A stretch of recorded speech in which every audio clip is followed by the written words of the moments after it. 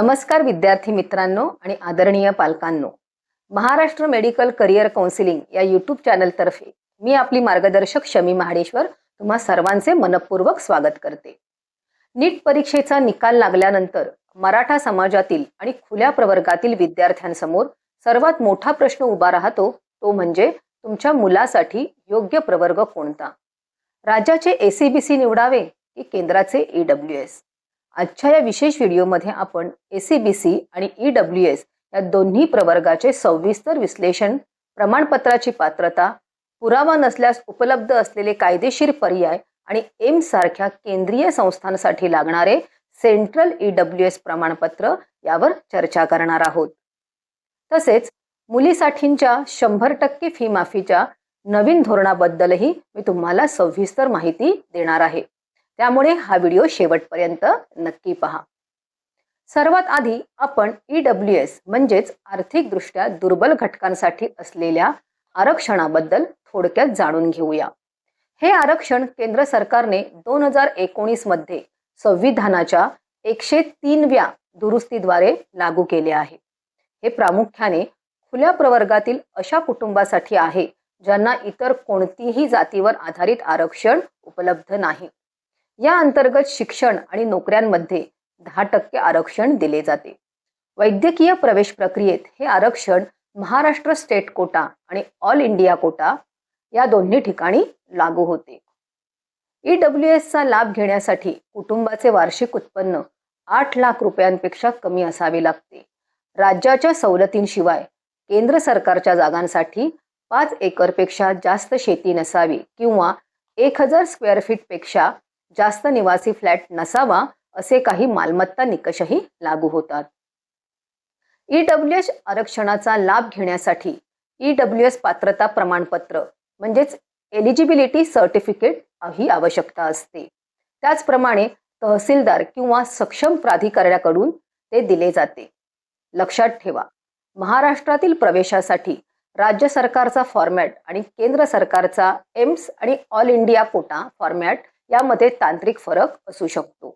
आरक्षणासोबतच EWS प्रवर्गातील विद्यार्थ्यांना सरकारी आणि अनेक खाजगी महाविद्यालयांमध्ये शिक्षण शुल्कात म्हणजेच ट्युशन फीमध्ये 50% सवलत मिळते.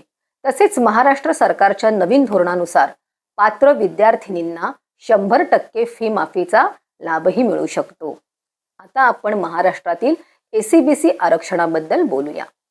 फेब्रुवारी 2024 मध्ये महाराष्ट्र सरकारने मराठा समाजाला शिक्षण आणि नोकरीत स्वतंत्र 10% आरक्षण म्हणजेच ACBC प्रवर्ग लागू केला आहे. हे आरक्षण सध्या महाराष्ट्र राज्याच्या प्रवेश प्रक्रियेस लागू आहे. मात्र पालकांनी एक गोष्ट लक्षात घ्यावी की न्यायालयीन आव्हानांबाबत परिस्थिती बदलू शकते. त्यामुळे विद्यार्थ्यांनी वेळोवेळी अद्ययावत शासन निर्णय म्हणजेच GR तपासणे आवश्यक आहे. या आरक्षणासाठी 2 महत्त्वाच्या अटी आहेत. पहिली अट म्हणजे अर्जदाराकडे स्वतःच्या किंवा रक्तातील नातेवाईकांच्या नावे 13 ऑक्टोबर 1967 पूर्वीची मराठा जातीची अधिकृत नोंद असणे आवश्यक आहे. आणि दुसरी अट म्हणजे कुटुंबाचे वार्षिक उत्पन्न 8 लाख रुपयांपेक्षा कमी असावे. हे निकष पूर्ण केल्यास तुम्हाला महाराष्ट्रातील सर्व व्यावसायिक अभ्यासक्रमांमध्ये 10% आरक्षणाचा थेट लाभ घेता येईल. ज्यांच्याकडे 1967 पूर्वीचे पुरावे नाहीत अशा पालकांनी मुळीच घाबरून जाऊ नये.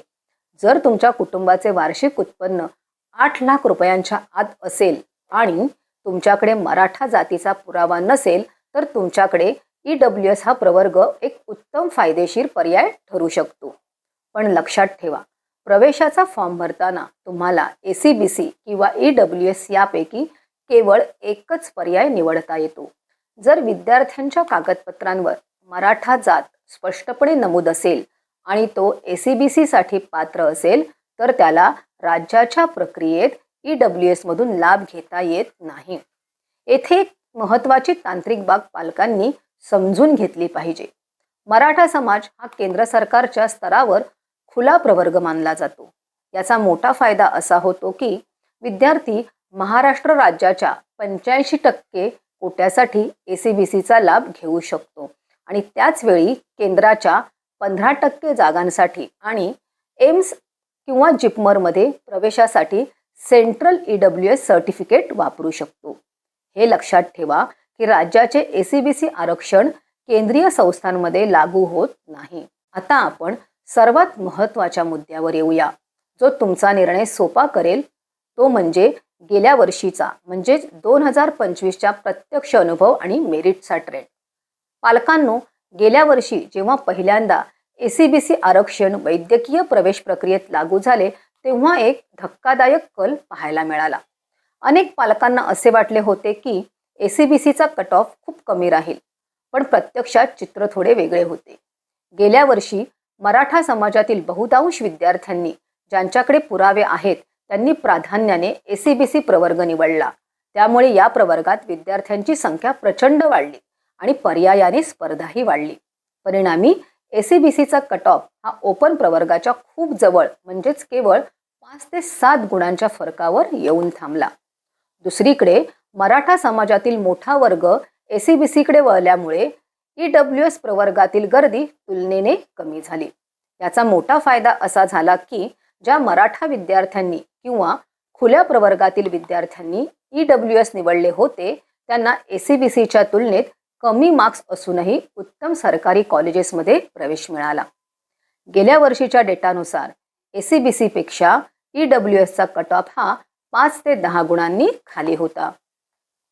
जर तुमचे मार्क्स 640च्या वर असतील आणि तुम्हाला महाराष्ट्राबाहेरील टॉपच्या संस्था जसे की एम्स लक्ष्य करायचे असेल तर EWS हा तुमच्यासाठी मास्टर स्ट्रोक ठरू शकतो, कारण यामुळे तुम्हाला महाराष्ट्रातही फायदा मिळेल आणि केंद्राच्या 15% कोट्यातही आरक्षण मिळेल. जर तुमच्याकडे मराठा जातीचे जुने पुरावे गोळा करताना अडचण येत असेल तर वेळ न घालवता EWS काढणे अधिक शहाणपणाचे ठरेल.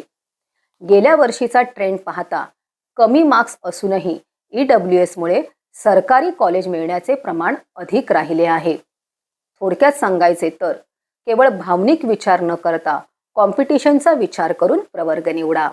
जिथे गर्दी कमी तिथे संधी जास्त, हे सूत्र गेल्या वर्षीच्या मेडिकल ॲडमिशनमध्ये प्रकर्षाने सिद्ध झाले आहे. आता एका अत्यंत महत्त्वाच्या आणि ऐतिहासिक निर्णयाकडे वळूया.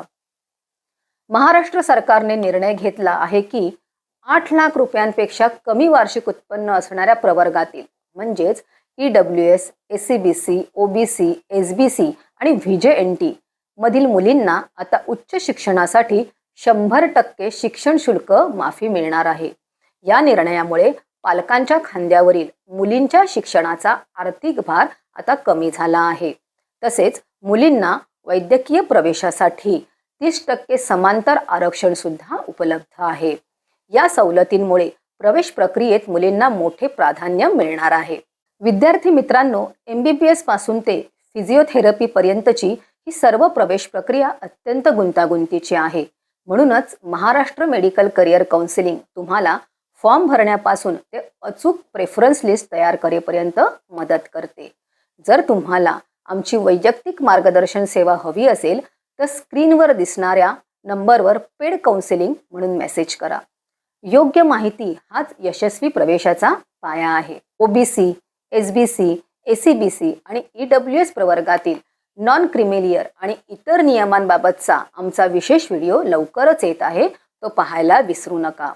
हा व्हिडिओ जास्तीत जास्त गरजू पालकांपर्यंत शेअर करा, लाईक करा आणि आमच्या चॅनलला आत्ताच सबस्क्राईब करा. तुमच्या काही शंका असल्यास कमेंट बॉक्समध्ये नक्की कळवा. महाराष्ट्र मेडिकल करिअर काउन्सिलिंग, जिथे प्रवेश नशिबावर नाही तर अचूक मार्गदर्शनावर ठरतो. पुन्हा भेटूया अशाच महत्त्वपूर्ण व्हिडिओमध्ये. तोपर्यंत धन्यवाद.